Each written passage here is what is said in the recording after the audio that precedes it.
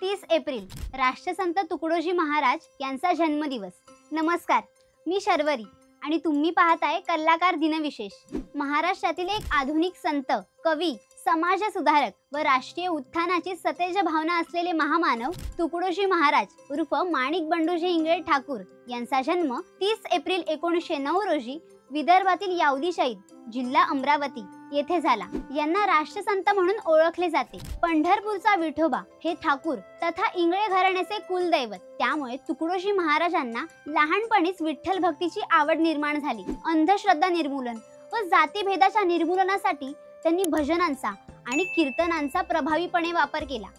आत्मसंयमांचे विचार त्यांनी ग्रामगीता या काव्यातून मांडले। त्यांनी मराठी व हिंदी भाषांमध्ये काव्य रचना केली आहे। तुकडोजी महाराजांनी इसवी सन 1935 मध्ये मोझरी येथे गुरुकुंज आश्रमाची स्थापना केली। तुकडोजी महाराज हे एक आधुनिक काळातील महान संत होते। आकडोजी महाराज हे त्यांचे गुरु।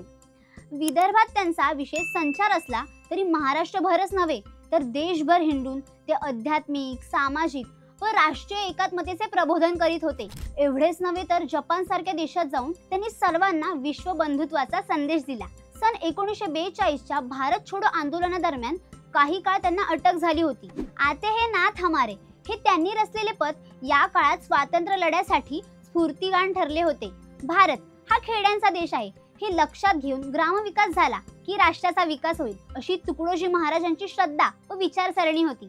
समाजातल्या सर्व घटकातील लोकांचा उद्धार कसा होईल याविषयी त्यांनी सखोल चिंतन केले।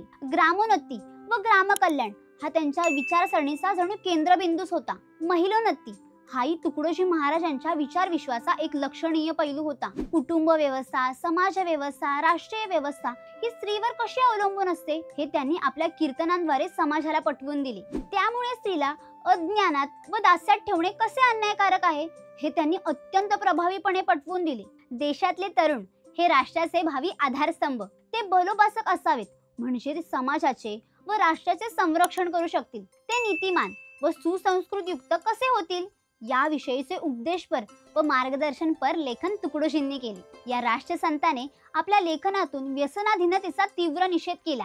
आजही त्यांचे हे साहित्य आपल्याला मार्गदर्शन करीत आहे।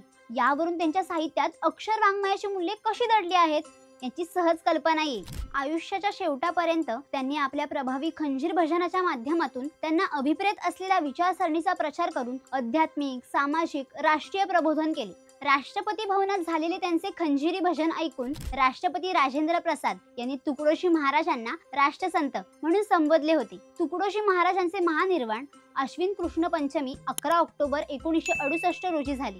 2005 मध्ये नागपूर विद्यापीठाचे नाव राष्ट्रसंत तुकडोजी महाराज नागपूर विद्यापीठ असे ठेवण्यात आले। 1993 मध्ये भारताच्या टपाल विभागाने त्यांच्या नावाने एक स्मारक तिकीट जारी केले। कशी वाटली ही विशेष माहिती? आवडली असेल तर लाईक करा, हा व्हिडिओ जास्तीत जास्त लोकांसोबत शेअर करा आणि आपल्या कलाकार YouTube चॅनलला सबस्क्राईब करा। इंस्टाग्राम, फेसबुक पेजला फॉलो करा आणि बघत रहा कलाकार दिनविशेष।